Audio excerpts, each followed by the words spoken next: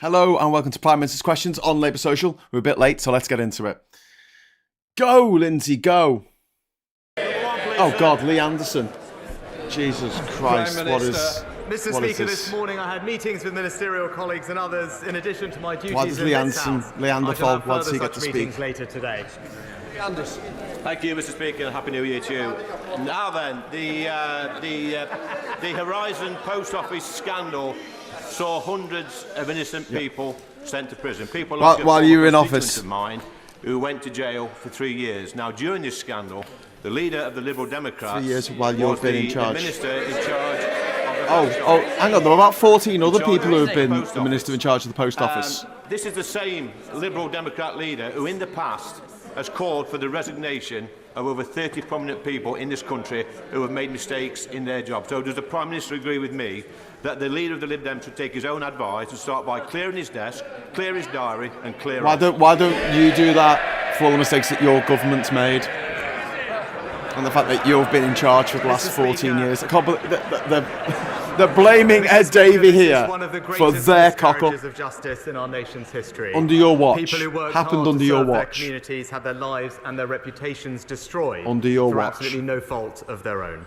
The victims must get justice. They did exist in a time when you were in charge of the country. Sir Wyn Williams' inquiry is undertaking crucial work to expose what went wrong, and we've paid almost £150 million in compensation to over 2,500 victims. But today I can announce that we will introduce new primary legislation to make sure that those convicted as a result of the Horizon scandal are swiftly exonerated and compensated. We will also introduce a new upfront payment of £75,000 for the vital GLO group of postmasters. And can I thank my honourable friend, the member for Thirsk and Malton, for all his hard work on this issue. He will set out more details to the House shortly.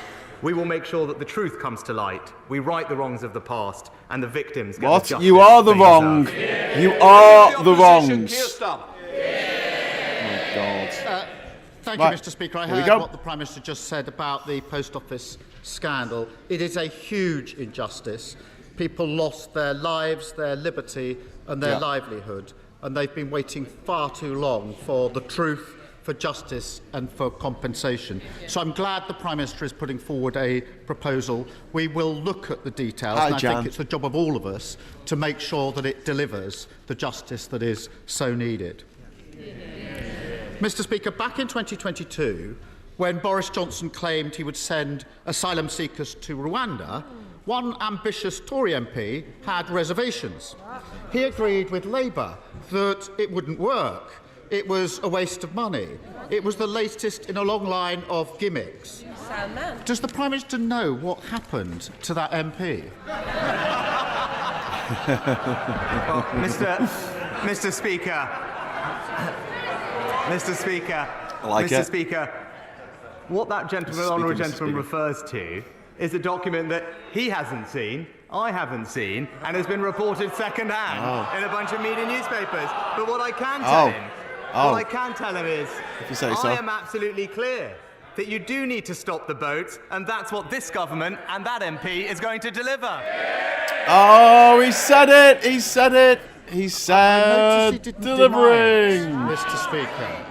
Woo-hoo. I'm not surprised. £400 million of taxpayer money down the drain. No one sent to Rwanda. Small boats still coming. It's hardly a surprise he wanted to scrap the scheme when he was trying to sneak in as Tory leader. But he's been caught red-handed opposing the very thing that he's now made his flagship policy.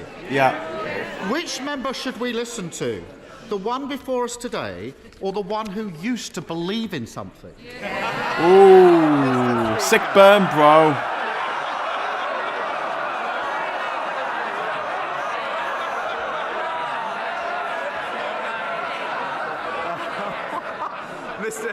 Mr. Speaker, I've always been crystal clear. You do need to have an effective deterrence to finally solve this problem. In fact, the National Crime Agency agree that you need, in their words, an effective removals and deterrence agreement. And that's why, after becoming Prime Minister, I negotiated a new deal with Albania, thanks to which we have seen a 93% drop in illegal arrivals from Albania. Is he coming up? Is he pulling statistics out of his arse here? Germany and Austria are all looking at similar schemes. He's the only one who's opposed to a proper deterrent. Not because it doesn't work, because he doesn't actually believe in controlling migration, Mr. Speaker. Every single time he picks the people smugglers over the British people. Oh, it's Labour's fault. Blame it on Labour. Mr. Speaker, we should smash the gangs, process the claims, and end hotel use. That's our plan. And unlike the Prime Minister, I believe in it. But I'm going to hear the questions. I don't want interruptions, please. It's very important. It's a very important topic, and I take it seriously. I hope members also wish to start taking it seriously. Prime Minister. Mr. Speaker, last year he started the year saying he was Mr. Steady. Then at his conference he was Mr. Change. Now he's flipped back to Mr. More of the same. Doesn't matter how many relaunches, flip-flops he does, he'll always be Mr. Nobody. And here's the tragedy of his leadership.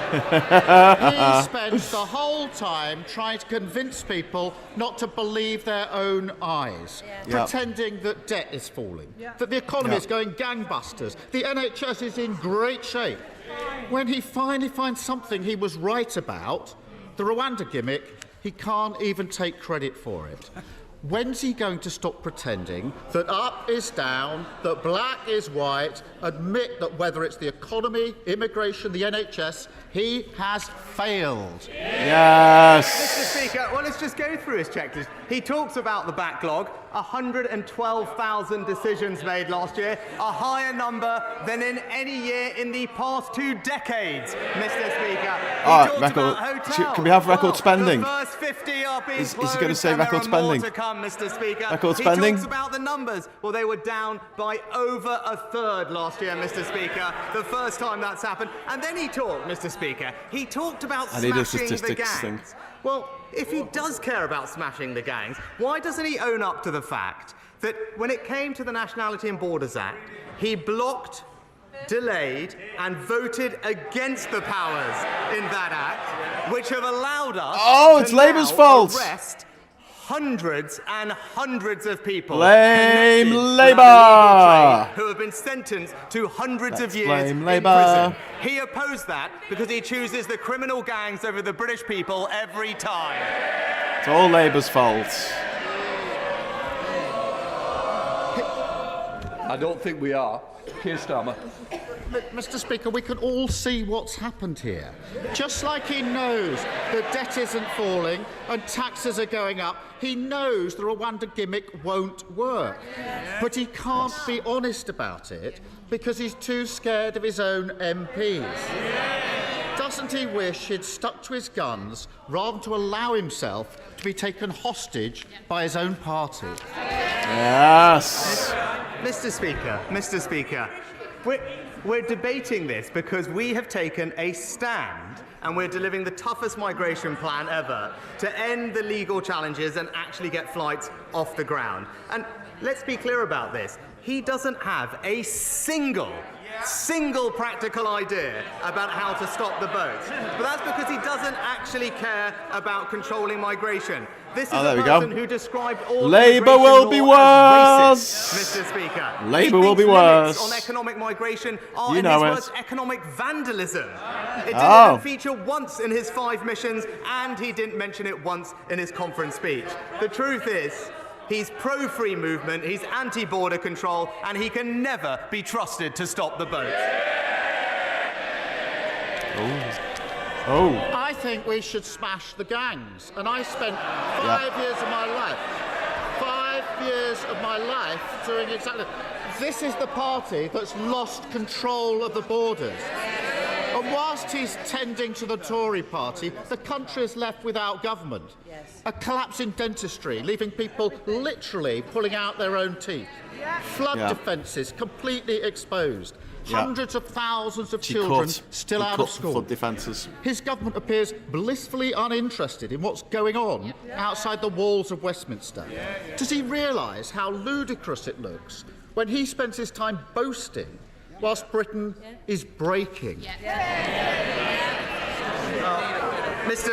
Mr. Speaker, I'm glad he brought up our schools, because there's nothing more important than ensuring our children get a world-class education, and that's why I'm pleased that, in spite of Labour opposing every reform that we made, our children are now the best readers in the Western world. Oh, it's all Labour's fault. Did you quick blame Labour there? And that's why we're investing millions of pounds more to provide support for absent pupils. We launched a national campaign, and just this week, we've doubled the number of attendance hubs to support over 1,000 at the most vulnerable schools. But I am surprised to hear him raise that topic, because from longer lockdowns, or voting against our minimum service laws, his priority has always been keeping our children out of school, Mr. Speaker. Labour will be worse. There's no plan. It's just peddling one thing to his union friends and another thing to the British people. Oh, he said it! Union Playmasters! Woohoo! Bonus unlocked.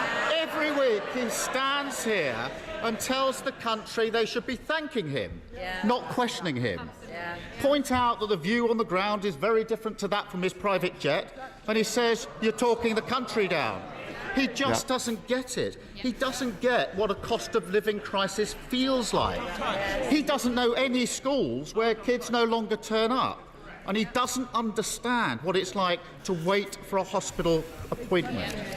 Doesn't the country deserve so much better than a Prime Minister who simply doesn't get Britain? Mr. Speaker, well, from the last week we had, I say, yet another half-hour speech from the Honourable Gentleman, and what a surprise, yet again, it didn't contain a single new idea. We've had 4 years of him as Labour leader, and it's still all slogan, no plan, Mr. Speaker. All slogan? That's your literal mantra. Just this weekend, we're delivering on our plan to cut people's Delivering! taxes, Mr. Speaker. He doesn't have a plan. We've got a plan to stop the boats. He doesn't have a plan. And we've got a plan to get people off welfare and into work. He doesn't have a single idea. It's crystal clear, Mr. Speaker. Stick with us to deliver the long-term change that the country needs. Delivering! To square one with him. Delivering! You said it again. Let him ask the question before you shout for more. Chris Clarkson. Thank you, Mr. Speaker. Just know it's going to be fantastic. He said delivering twice, though. Anyway. It's almost spring when a young man's fancy turns to tax. In Scotland, the Nationalists have decided to increase taxes on hard-working people. And in Wales, businesses are being clobbered by a 5% increase on rates. Does my right honourable friend agree with me? There's only one party in this chamber that can be trusted to cut taxes for hard. Oh, for God's sake! Across the country, and that's the Conservatives. We're going to cut taxes. Well, Mr. Speaker, my honourable friend is absolutely right. Absolutely. We are now just this weekend, Mr. Speaker, for an average person in work, cutting their taxes by £450, Mr. Speaker. In Wales, where Labour are in charge, they're raising them, with businesses there now seeing double the rate of business rates this year, Mr. Speaker. And it's the same in Scotland under the SNP, the new high-tax capital of the United Kingdom, because of the SNP's tax hiking decisions. So, Mr. Speaker, while we've got a plan and cutting your taxes, it's Labour and the SNP that are going to raise them. Labour will be worse! Mr. Speaker, a horizon system introduced by Tony Blair, the former Labour Party leader, and of course now a Knight's Garter. A horizon system defended by the current leader of the Liberal Democrats, himself a Knight bachelor. A horizon system scandal overseen by a former Conservative Prime Minister who now hides in the House of Lords as a baron. The reality is that sub-postmasters never stood a chance against the Westminster establishment, did they? Well, Mr. Speaker, as I've said, this is actually one of the greatest miscarriages of justice in our country's history. And all our thoughts are with those who worked so hard for their communities and have seen their lives and reputations destroyed. And since this scandal, as the Honourable Gentleman pointed out, has actually unfolded over decades, and with multiple people clearly at fault. But since 2019 in the High Court case, this government established a statutory inquiry led by Sir Win Williams to uncover what went wrong, established an independent advisory board, and has established 3 different compensation schemes, paying out £150 million to over 2,500 people, with now almost 2/3 having received final compensation. But we must go further and faster, Mr. Speaker, which is why we have made new announcements today. Mr. Speaker, I don't think the Prime Minister quite gets it. This isn't just a plague on all their houses. This is a plague on this House itself, because injustice goes far beyond just the sub-postmasters. Just ask the WASPy women, or the victims of the Equitable Life scandal, or the victims of the infected blood scandal, or the victims' families from Grenfell or Hillsborough. The reality is that when the public come knocking on the doors of this here chamber seeking justice, the government only ever answers when they have no options left. Now, the Leader of the Opposition said last week that the public are right to be angry at Westminster, and they are angry at Westminster. They're angry at Westminster because they know that this place never really changes. Does it, Prime Minister? No, Mr. Speaker. Mr. Speaker. I am sad that the honourable gentleman is trying to politicise something that has happened over multiple decades, with multiple people at fault. But the key thing is, after the 2019 High Court case, the government did act to establish an independent inquiry, independent compensation schemes, and as I said, it's paid out all compensation until the to 2,500 ITV made the people. drama But about rather it. than trying to politicise it, what we should be doing is focusing on the people affected and making Politicise sure it. that they get the answers, There's a political justice scandal. and compensation that they deserve, and that is what we are delivering. All the Venels went to private school with all the rest of these to a granddad scumbags. in my constituency after he told me he hadn't dared speak up when his grandson came home saying, "Today we were learning if we were in the wrong body." Oh, fuck off. Draft Schools guidance What? to support gender questioning children has now been published just before Christmas, and it's out to public consultation.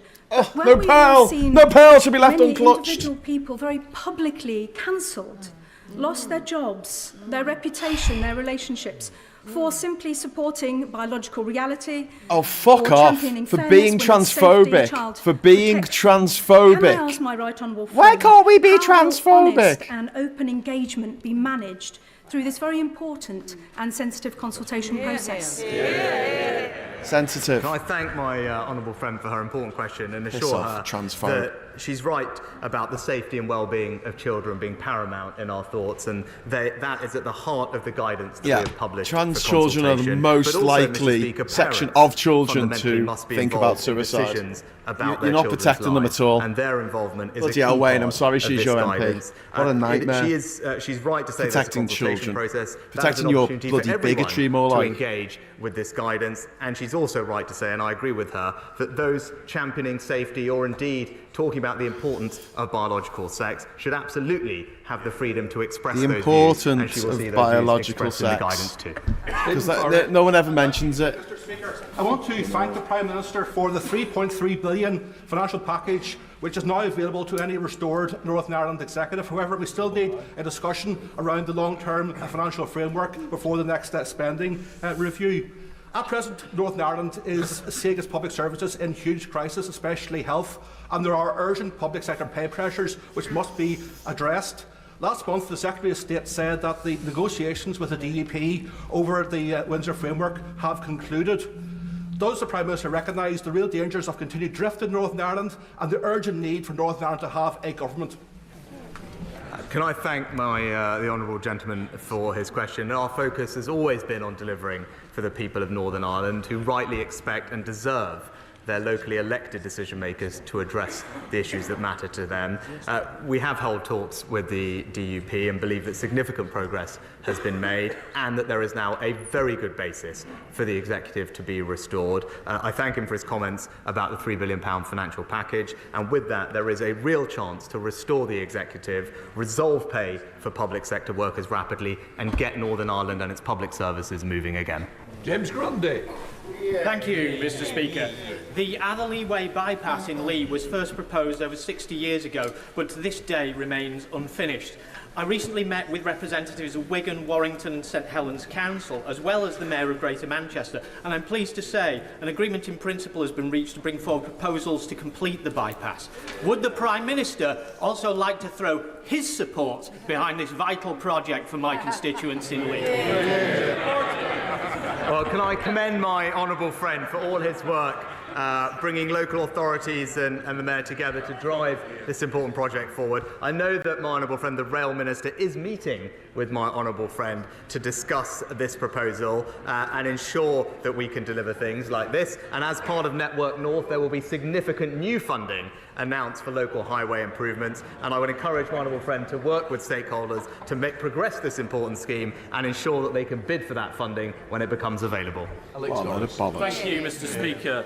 Mr. Speaker, can I ask the Prime Minister very simply, for the public record, whether he personally met Mr. Akhil Tripathi in April last year, prior to Mr. Tripathi giving him £38,000 for the hire of a private jet? Mr. Speaker, all my declarations are made in the usual way, according to the usual processes.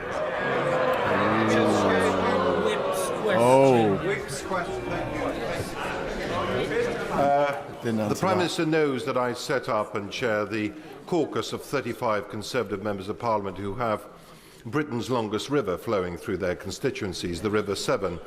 We've submitted a business case to the Chancellor for £500 million to finally tame the River Severn, and I know that his officials are currently looking at those proposals. To tame the River Severn will lead to a GVA uplift in the West Midlands of over £150 billion. The Prime Minister has seen this week the horrendous damage and misery caused in Shropshire and all the way along the River Severn of this river flooding yet again. We really do need to see now in this spring budget further assistance for communities like mine to finally deal with these annual floods. You're not going to get off the Tory party, mate. Can I start by saying that my thoughts are with all those affected? You've had the EU now, mate. You don't need those EU flood defences that they were going to pay for. Including those in my honourable friend's constituency. You told your constituency they didn't need the flood defences. Taken under our six-year £5.2 billion investment programme to better protect land across the River Severn catchment area. Does that count as record spending? But I know that the flooding minister met my honourable friend along with the Environment Agency in his constituency just before Christmas to discuss the specific plans he mentions. I know the Chancellor has received and has started reviewing it. I can assure him that the Environment Agency is working closely with other partners to explore his plans in more detail further. Thank you, Mr. Speaker. Since the outbreak of war in Gaza, over 23,000 Palestinians have been killed, including 10,000 children, and forced displacement is causing a humanitarian catastrophe. There's intensifying fighting between Hezbollah and Israel, a crisis in shipping security in the Red Sea, and the engulfing of neighbouring countries into a regional conflict. De-escalation will only occur when hostilities cease in Gaza. The Foreign Secretary yesterday said he was worried Israel may have broken international law, and the International Court of Justice is opening hearings in The Hague this week in relation to suspected breaches of obligations under the Geneva Convention.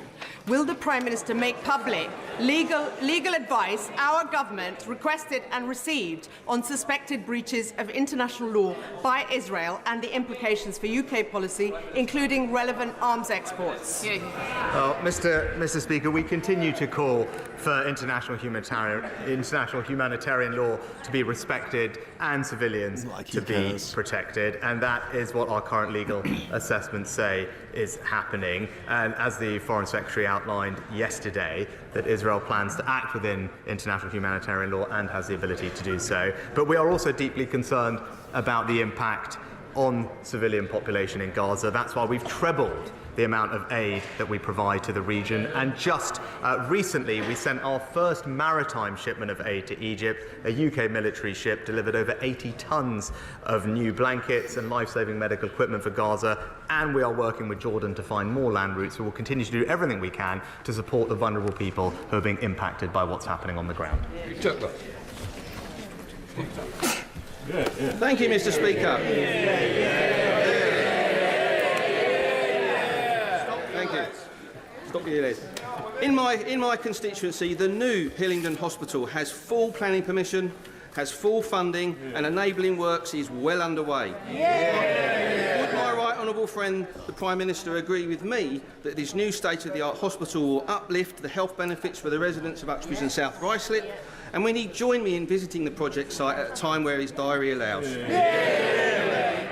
My honourable friend has been a fantastic campaigner for the new Hillingdon Hospital, and I agree with him that it will provide fantastic care to him and his constituents as well. And I'm pleased that planning permission and funding has now been granted for the site and work is progressing. I will look at my diary, but in the meantime I can tell him that my honourable friend, the Health Secretary, will be very happy to come and visit my honourable friend's project and see the significant progress for herself. Thank you, Mr. Speaker. Last year, my constituents had to wait months for an election to finally be confirmed, with uncertainty repeatedly prolonged, seemingly out of self-interest. Now, this year, out of all people, I didn't expect the Prime Minister to be turning to my predecessor for strategic inspiration. If we're going to be waiting, I hope we can work together for a group in my constituency that really deserve support. Will the Prime Minister meet with some fantastic kinship carers in mid-Bedfordshire to talk through how we can progress the strategy, make it go further, faster, and crucially, why Bedfordshire might be a fantastic place for one of the proposed pilot areas? Well, Mr. Speaker, can I pay tribute to all our kinship carers for the incredible work they do. I'll be very happy to review the plans that the honourable gentleman mentioned and make sure that ministers have a look at them too. And as I said, pay tribute to all of those in his constituency and elsewhere. They're doing a terrific job, and in government, as he knows, we are looking at ways we can support them further, and we'll continue to do that. Deborah Miller. The Prime Minister knows that in Basingstoke we also need a new hospital, and that's why he's given £900 million for our hospital trust to make that happen. Does my right honourable friend agree that this is a once-in-a-lifetime investment and must modernise not just the NHS healthcare that's provided, but also support his plan to double medical training places by 2031? And we're also ready to build our hospital a bit quicker if that helps. Mr. Speaker, I am pleased that through our new hospitals programme, Hampshire's Hospital Trust, the NHS Foundation, will receive significant investment to ensure that excellent care is available for her and all her constituents. I think the Trust started their consultation last year and the results are due at the end of March, and we'll look forward to making sure that we can deliver this project as quickly as possible as part of the record delivering! The NHS, deliver faster, better care to delivering! Happy New Year, Mr. Speaker. Happy New Year. I said delivering Report again. suggests that the Prime Minister's family investment company, Catamaran Hello, Bill. Ventures, I've done an interview with him, is being wound up, and that his wife's is exiting her interests in her childcare company, Koru Kids. So will the Prime Minister keep his promise to the liaison committee, which includes a number of Conservative MPs, and confirm whether or not he has forgotten to register any of his financial interests? And will he publish all details of Catamaran Ventures investments? Mr. Speaker, I take very seriously my responsibilities to register and declare all of my relevant interests. All of them have been declared in accordance with the ministerial code, and it is the role of the independent advisor to advise on what is necessary to publish within that list, including in the case of ministers' family members. And when specific questions are asked in things like liaison committee, as I have been in dialogue with the committee, declarations are made on top of that, which I have made, and as I made from the dispatch box, my wife has been an investor in British companies over the past years, but that is now something that she has ceased to do. She was a non-dom for many years, wasn't she? When she was living in number 10. Speaker, new, very large shellfish beds have been discovered in the Thames estuary, including razor clams and manila clams, both highly prized around the world. So will my right honourable friend join me in congratulating local fisherman, Mr Paul Gilson, on his proactive work? And will he come to Leigh-on-Sea, meet my local fishermen, so we can discuss how to maximise this brilliant Brexit bonus for Essex? Piss off. Brexit bonus? What? There's what? How is it a Brexit bonus that the shellfish? In welcoming, what? In welcoming this fantastic We're gonna have to make discovery, we have been pop up saying Tory randomness. of Brexit since we left the EU, Well, and we're making sure how is it a that we benefit can of Brexit? transform opportunity How in did the this UK, happen? particularly Do in they fishing live off communities. sewage? Is that how it I know works? Our honourable friend, the Minister for Farming and Fishing, will be happy to meet with her to discuss what more this could mean. And I hope I also have an opportunity to come and see her and see this incredible discovery for myself too. Hamilton. I was Show a me nurse your in our selfish. NHS for 25 years. It is an offence to my colleagues and our patients when the Prime Minister pretends he's got a grip on NHS waiting times. Despite his big pledge to cut them, they've risen by 500,000 in the last year alone. He can blame striking all he likes, but after 14 years of Tories, who can possibly say the NHS is better off? Mr. Speaker, can I thank the Honourable Lady for her decades of service in the NHS and commend all the work of our fantastic, hard-working nurses in the NHS, and I'm pleased that we've delivered early on our manifesto pledge. Hey, said delivering! Together with record numbers of doctors, elective surgery. Oh, record numbers. That counts. Record spending. We're now treating more people in the NHS than we have ever done before. More lies. One thing that is hampering progress on tackling the waiting list is obviously industrial action. So I hope that the Honourable Lady can join with the million NHS workers, including nurses, midwives, therapists, paramedics, consultants and specialty doctors, all of whom have reached a fair and reasonable pay settlement with the government, and urge the junior doctors to do the same. Mr. Speaker, I believe that not all Jewish people are bad. Palestinians are dying whilst the Zionists are laughing their lives away. How do you send letters believing the Western media on how Hamas is a terrorist group?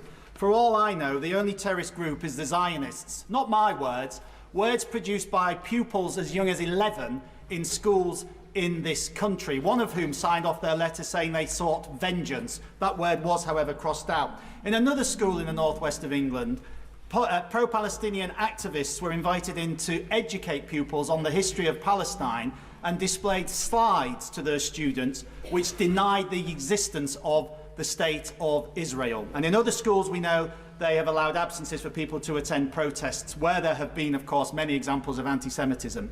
This is completely unacceptable. Can I ask the Prime Minister to look at what is going on in our schools and to hold an independent review on how we can do more on our curriculum to educate about the perils of anti-Semitism? Can I thank my honourable friend for raising what is a deeply concerning issue? And as I've said before, there is no place for anti-Semitism or glorification of terrorism in Britain, especially in our classrooms. And that's why we welcome the recent report from Lord Mann, the government's independent advisor on anti-Semitism, and in particular his recommendation on how schools can tackle anti-Semitism. We will continue to work together with Lord Mann on this vital issue, and I look forward to hearing further suggestions from my honourable friend too. Thank you very much, Mr. Speaker. When my best friend and constituent, Dr. Laura Williams, lost her husband suddenly at 35, she was left alone with 3 children under the age of 5. Nothing could have prepared her for that grief and loss. And I have witnessed firsthand what a remarkable job she has done to carry on and stay afloat.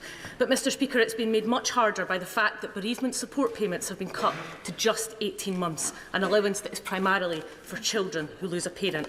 So will the Prime Minister be kind enough to meet with Dr. Laura and me to hear firsthand her experience of losing her husband and see what can be done for those like her who are bereaved with young children to support? I'm very sorry to hear about the Honourable Lady's constituent and her tragic loss, and I'd be very happy to meet with her at the earliest opportunity. Dame Jackie Doyle-Price, and congratulations. Passengers have been crossing the Thames between Tilbury and Gravesend in my constituency since 1307, but the current ferry service is currently under threat due to withdrawal of local authority funding. With so many people using that ferry service to come to work in Tilbury docks and the incumbent expansion of the Thames Freeport, would my right honourable friend encourage the local authorities to do all they can to make sure that we take full advantage of the opportunities by a new contract for this service, and perhaps looking to expand that as a way of getting more people to work in the new jobs being created? Well, my honourable friend is right to highlight that the Tilbury to Gravesend ferry service does form an important part of the local transport services provided by local authorities. Obviously, like no those one funding ever decisions covers the are tail end of for PMQs. the councils Just required, so but I would random. encourage them to consider the importance of cross-river transport as highlighted by my honourable friend in her local community, and do that as part of their upcoming local transport planning. Do you see MacDonald? Thank you, Mr. Speaker. Has the Prime Minister seen the utterly damning new UNICEF report showing child income poverty rose way faster in the UK than in any of the other 39 countries analysed in the decade to 2021? Scrapping the benefits cap, scrapping the two-child limit, rolling out the Scottish Child Payment UK-wide could reverse a decade of utter failure. So why won't he, or indeed the so-called official opposition, commit to these potentially transformative but affordable policies? Well, Mr. Speaker, I would just point out to the honourable gentleman that since 2010, the number of people living in poverty has actually reduced by 1.7 million, Mr. Speaker, including No, you've just redefined how you decide what but poverty the best way is. to make sure that children don't grow up in poverty, which no one wants to see, is to make sure that their parents are in work, and then to make sure that they can keep as much of their hard-earned money as possible, which is why I would urge the SNP to think again about their plans to make Scotland the highest taxed part of the United Kingdom for an average worker, Mr. Speaker. Davis. Thank you very much, Mr. Speaker. My constituents know only too well the disaster of living under a Labour regime. Just before Christmas, the Labour Council in Bradford announced that they were bankrupt. And then spent the first 3 hours of the subsequent council meeting debating Gaza and Israel rather than the perilous financial situation they were in. Will the Prime Minister support Waste time my on campaign, Rwanda? that's my honourable friend for Keithley, in getting our constituencies out of Bradford Council control, which is more urgent than ever? And will he make sure that the government deliver a swimming pool in Bingley, which is... which is something... This is the guy who's voted against the Tory whip over 250 times. Mismanagement of Bradford Council.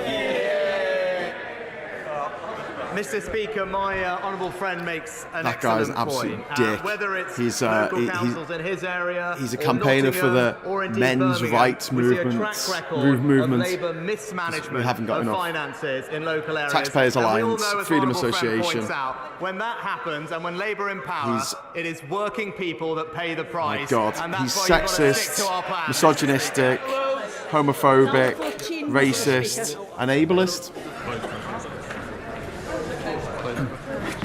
Mr. Speaker, we are providing extensive financial support worth over £100 billion, or £3,500 per household on average between 2022 and 2025 to help everyone with their energy bills. By the way, that guy, Philip Davis, Thank went you, to Mr. private Speaker. school. Because of course he did. Last month, Marie Curie told me that terminally ill people who want to die at home have been forced into hospitals to die because they can't afford to heat their homes sufficiently. Will the Prime Minister meet with me, Marie Curie and other organisations, including energy companies, who are fully supportive of a social energy tariff, and try and find a way forward? Well, Mr. Speaker, I will make sure that the Honourable Lady gets the meeting that she needs with the appropriate minister, but we are working very closely with Ofgem to make sure that the most vulnerable households are protected, especially this winter, and crucially developing the Priority Services Register, which vulnerable households, including those who are disabled or facing particular needs, can sign up to for free to receive extra help with their energy supply. But I'll ensure, as I said, the relevant minister meets with Marie Curie and the Honourable Lady. Just a little addendum there. I was talking about Philip Davis, that horrible MP who just stood up. I was just reading about him. Actually, he went to a comprehensive boarding school. So if you were boarding there, you paid. But if you weren't boarding, the fees were paid by the LEA. Councillor Fletcher. Speaker, prioritising connecting towns in the north of England is a big part of Network North. So you'll be pleased I've got a suggestion. Direct trains between Preston and Liverpool don't exist because you have to get off because there's buffers at Ormskirk. Yeah, Now, get rid of the science Ormskirk and buffers. technology and new multimodal battery trains is going to allow that to be an accessible possibility, and then get Midge Hall Station reopened in Leyland. So does my right friend agree with me that that's a great idea and we should crack on with it? That was Labour's idea. Actually, it was my idea Mr. Speaker, Network years North ago. will significantly improve connectivity across the north, including £3 billion to connect up all the major record towns and spending. cities of the north, and £12 billion to improve Get rid of the connectivity buffers between Manchester at Kirkdale. and Liverpool.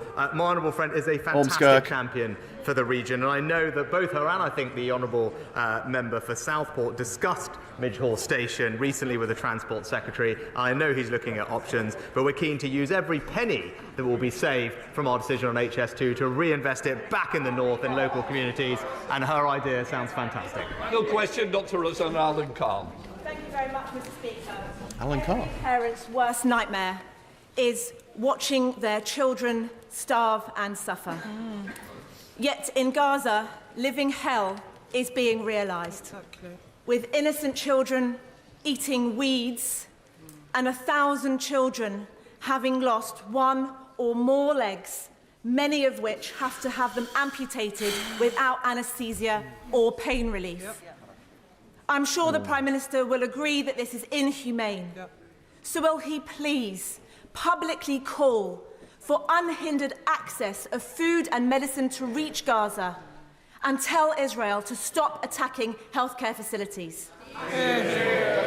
Mr. Speaker, as I've Can't said argue previously, with we're deeply concerned about the devastating impact of the fighting in Gaza on the civilian We're just not going population, to do anything about it, particularly, of are course, we, Rishi? children. Too many people have lost their lives already, and there is a desperate need for increased humanitarian support to Gaza. I've stressed those points repeatedly to Prime Minister Netanyahu, and we are doing our bit to get more aid in. As I said, we've trebled our aid commitment. We've earlier this month sent in the first maritime shipment of aid into Egypt, which will help, and we're working with the United Nations to deliver a new humanitarian land corridor from Jordan into Gaza, because I agree with her, we want to see more aid into Gaza, helping the most vulnerable people, and we should be proud in this House that the United Kingdom is playing a leading role in making that happen. That completes Yeah, Prime we should be Minister's fine. questions. I'll let the chamber clear. Okay, well there we go. That's the end of that. God, that was painful.